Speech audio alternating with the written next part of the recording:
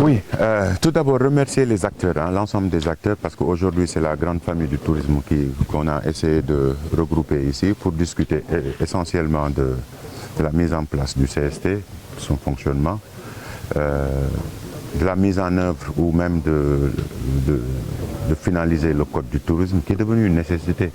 Parce que quand même on est dans un monde où tout ce qui n'est pas réglementé, n'est pas attractif, n'est pas sûr, donc ne peut pas bénéficier d'assurance. Donc nous mettons ce code du tourisme dans le pipe pour l'accélérer afin d'être plus attractif. Parce qu'il y a eu d'autres pays frères qui s'étaient inspirés de nous pour le mettre en place, qui l'ont finalisé. Donc nous donnons des objectifs au plus tard dans un mois maximum que le projet de code puisse se retrouver à l'Assemblée nationale. Nous allons discuter aussi du crédit hôtelier, qui naturellement va suivre l'actualité et va suivre aussi la nature des difficultés auxquelles les hôteliers sont confrontés. Nous pensons que les plus grands aujourd'hui ils parviennent à résister. Il faut voir comment impacter plus les petits hôteliers qui sont surtout à l'intérieur, quand même qui honorent le Sénégal. Je sais pas, c'est très difficile d'être bien logé à l'intérieur du pays, voir ces entrepreneurs de l'hôtellerie qui ont investi leurs propres moyens, voir comment les renforcer, surtout pour qu'ils se mettent aux normes. Oui, en phase de relance, non, je pense que là, on est... non, là on est bien, je touche du bois, que Dieu nous aide à continuer, mais surtout en phase d'extension et de remise aux normes. Je pense que nous avons besoin de plus de réceptifs pour accueillir plus, parce qu'aujourd'hui c'est très difficile même pour une famille sénégalaise de se trouver un week-end sur la Petite Côte ou quelque part. Bon, certains pensent que c'est cher, mais c'est plein quand même, c'est très difficile, ça veut dire que ça va, alhamdoulilah.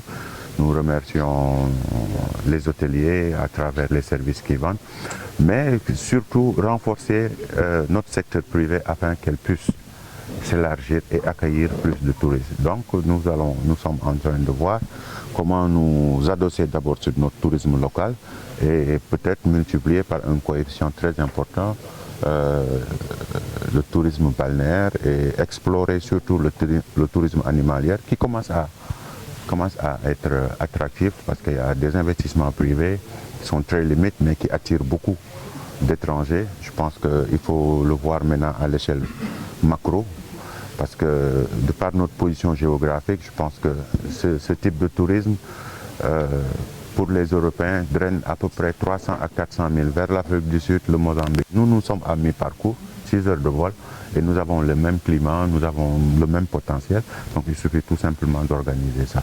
Il y a d'autres filières que nous sommes en train aussi de développer, le tourisme religieux et le tourisme culturel, culturel et de mémoire, qui peuvent encore booster ce secteur. Et pour ce qui est la situation des travailleurs de Port-Saget, qu'est-ce qui est prévu?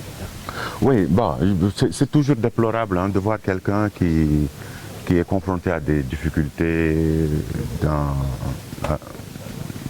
la façon dont il veut gagner sa vie, surtout quand c'est honnête. Mais rappelez que aussi Pointe-Sarène, c'est des objectifs, c'est des engagements. Pointe-Sarène est un titre privé de la SAPCO qui a aménagé et qui a vendu en fonction de certaines normes de quiétude, d'organisation, de salubrité et de sécurité. Bon, c'est très difficile d'accepter un emplacement un peu sauvage qui peut perturber la sécurité.